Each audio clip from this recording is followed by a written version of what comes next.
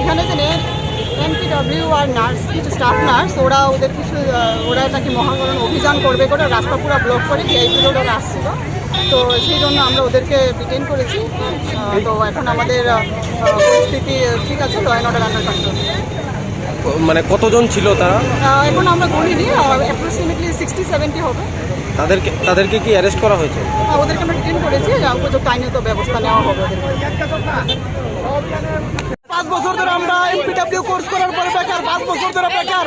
আজকে ধাপে ধাপে আমরা ডাইরেক্টর অফিস থেকে শুরু করে মহাকরণ প্রত্যেকবার আইতেছি, ডাইরেক্টর কইতাছে শূন্য পদ আছে কিন্তু রিক্রুটমেন্ট নাই। রাজ্যের স্বাস্থ্যমন্ত্রী ঘুমে আছে, রাজ্যের স্বাস্থ্যকর্মীরা বেকার, কোর্স কমপ্লিট করে বেকার। রাজ্য সরকারের প্রতিশ্রুতি মতো আমরা কোর্স কমপ্লিট করার পর যে 2 বছরের এমপিডব্লিউ কোর্স করার পরে আমাদেরকে রাজ্যের স্বাস্থ্য দপ্তরে নিয়োগ করা হবে, এটা রাজ্য সরকারের প্রতিশ্রুতি। সেই প্রতিশ্রুতি মোতাবেক আমরা 5 বছর হয়েছে আজকে বেকার, কমপ্লিট করে বেকার। 2017 সালের পর থেকে আজকে পর্যন্ত নিয়োগ নেই। রাজ্যের স্বাস্থ্যমন্ত্রী কোথায় আছে? আমরা রাজ্যের স্বাস্থ্যমন্ত্রীর সাথে দেখা করতে চাই। আমরা রাজ্যের স্বাস্থ্যমন্ত্রীর সাথে দেখা করতে চাই।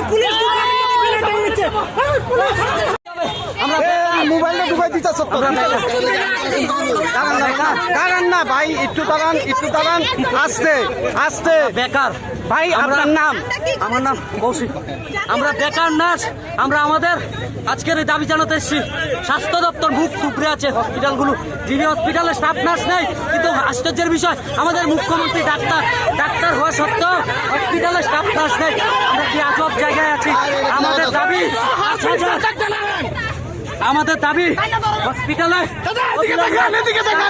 করতে হবে।